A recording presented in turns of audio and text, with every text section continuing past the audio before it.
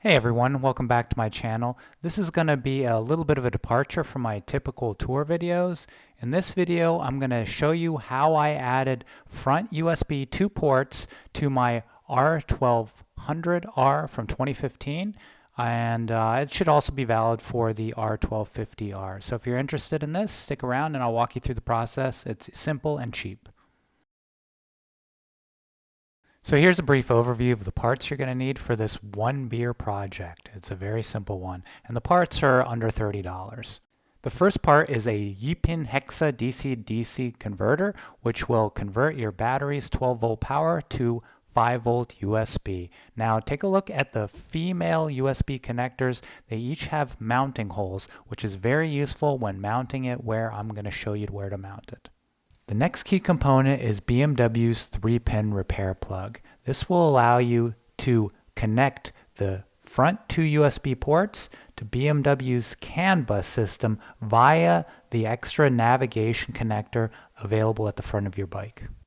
Now the only other thing you need is a bunch of small zip ties for securing the USB ports to the bike and doing some cable management, as well as some way to splice the repair plug to the power converter, the USB power converter.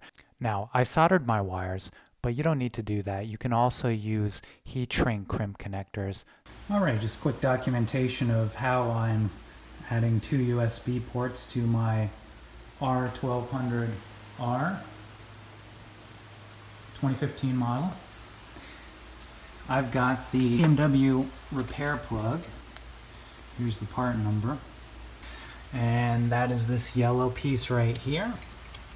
This will plug right into the navigation preparation port on the BMW. And then what I did is I got one of these cheap $8 dual USB with caps. Caps are very important so you can close it in bad weather. And this is the transformer this is one brand. There's tons on Amazon, Yipin Hexa. What I did then is I soldered it, and then I put a little shrink wrap tubing around. But when you do this, remember that positive is number 3. These are marked. This one says 03, and negative is 01. This is 01. So put the shrink wrap tubing on before you solder, obviously, otherwise you're not going to get it on there.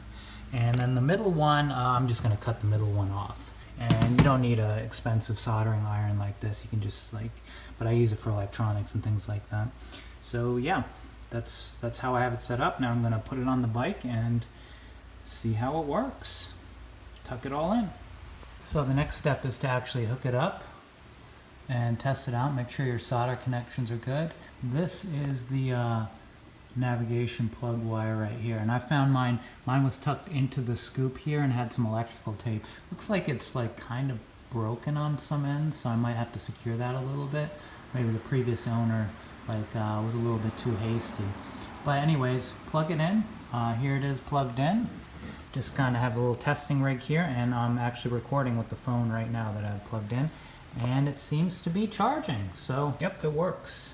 Another advantage of hooking it up this way and not directly to the battery is there's no parasitic drain.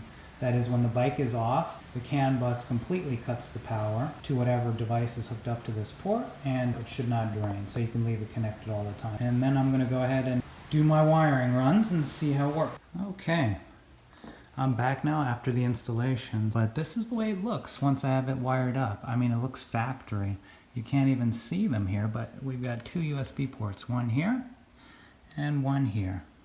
And they both have covers, so you can just stick those covers back on.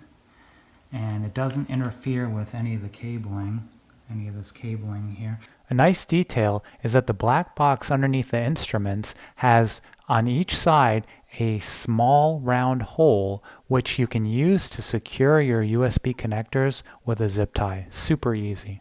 So what I ended up doing, it's hard to see, but I stuck it up in here and zip tied it up in here so it doesn't interfere with anything. Just have to butt in here real quick. There's plenty of space right behind the headlight where you can secure the converter box with a couple of zip ties and keep it hidden. And then this is the cable run here. This is the connector here. And this goes to the canvas. and right there. And I kept a little bit of excess wire in case I ever want to use this again and resolder it to, I don't know, a Zumo XT. This is a good solution. I just tested it out, charged my phone, I had full brightness, rode about 10 minutes, 15 minutes just for a quick test, make sure that nothing was dragging or that anything interfered, and yeah, it works perfectly. Anyway, I hope that was helpful to the 3 of you that asked for this video. If it was, please leave me a like. Thank you.